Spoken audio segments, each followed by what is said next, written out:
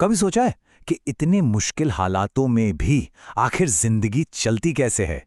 चलिए आज इकोलॉजी के उन बुनियादी नियमों को समझते हैं जो तय करते हैं कि कौन सर्वाइव करेगा और कौन नहीं। तो चलिए शुरू करते हैं एक बड़ी ही अजीब पहेली से। जरा सोचिए, क्या कोई ऐसा जानवर हो सकता है जो पानी की एक बूंद पिए बिना अपनी पूरी जिंदगी गुजार दे? क्या यह मुमकिन है? तो इसका जवाब है हाँ, बिल्कुल मुमकिन है। और इसका राज छिपा है इस छोटे से लेकिन बड़े ही कमाल के जीव में, कंगारू रैट। ये नॉर्थ अमेरिका के रेगिस्तानों में सर्वाइवल का असली मास्टर है। अब ये कोई जादू वादू नहीं है, ये तो है प्योर बायोलॉजिकल इंजीनियरिंग। पहली चीज तो ये कि ये अपने शरीर के अंदर ही फैट को ऑक्सीडाइज करके पानी बना लेता है।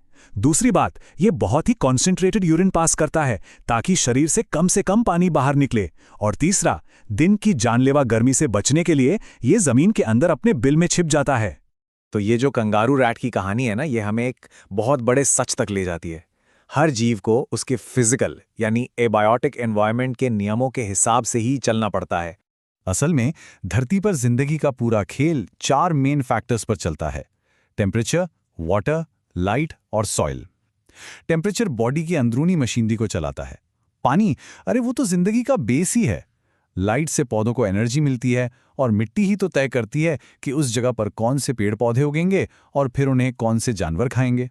तो मतलब हर जीव का ना अपना एक कंफर्ट जोन होता है, जहां तापमान, नमी, सब कुछ उसके लिए बिल्कुल सही हो। साइंस की भाषा में इसी को हम निकेत या नीश कहते हैं।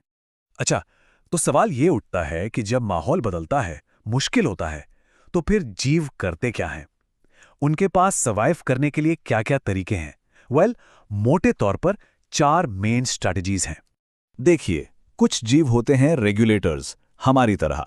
मतलब बाहर चाहे गर्मी हो या सर्दी, हमारा शरीर अंदर का टेम्परेचर मेंटेन करने के लिए फुल मेहनत करता है। लेकिन दुनिया के 99% जानवर और लगभग सारे पौधे कॉन्फॉर्मर्स होते हैं। वो माहौल के साथ साथ खुद को बदल लेते हैं।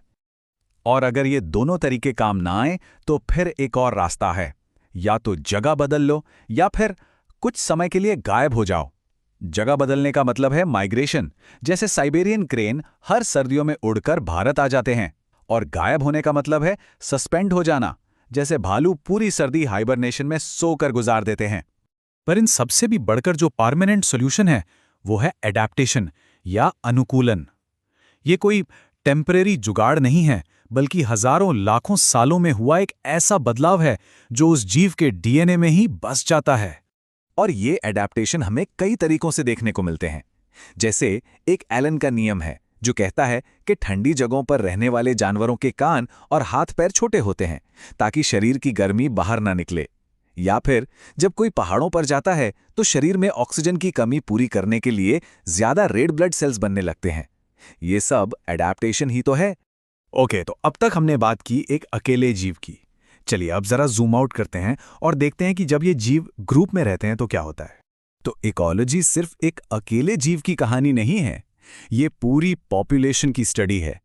अब पॉपुलेशन का मतलब क्या हुआ? सिंपल भाषा में एक ही तरह के जीवों का ग्रुप जो एक ही जगह पर रहते हैं, जैसे किसी जंगल के सारे हिरण या किसी तालाब की सारी मछलियां। अब जरा सोचिए, अगर किसी पॉपुलेशन को अनलिमिटेड खाना पानी सब कुछ मिल जाए तो क्या होगा? उनकी आबादी एकदम रॉकेट की स्पीड से बढ़ेगी।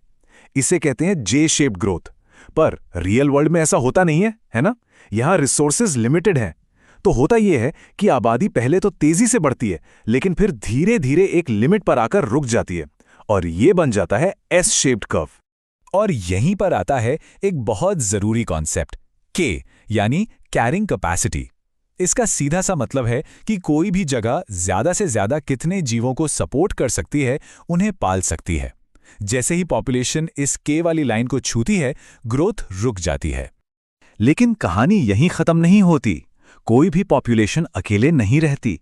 इकोलॉजी का सबसे मजेदार हिस्सा तो अब शुरू होता है, जब अलग अलग प्रजातियां एक दूसरे से मिलती हैं और उनके बीच रिश्तों का एक बड़ा ही कॉम्प्लेक्स जाल बनता है। ये रिश्ते ना कई तरह के होते हैं।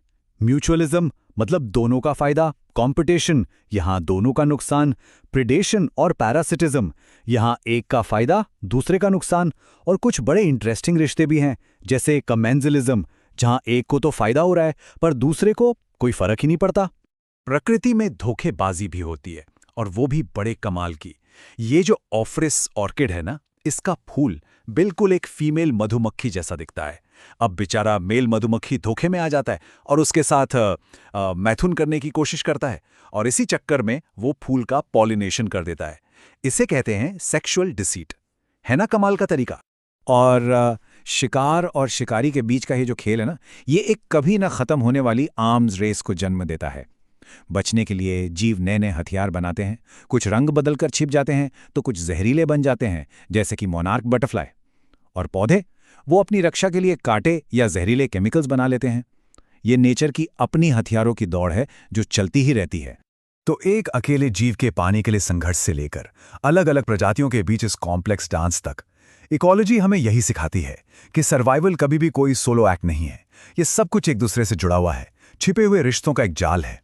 अब जरा सोचिए, अपने आसपास के माहौल में ऐसा कौन सा रिश्ता है जिस पर पहले कभी ध्यान ही नहीं गया?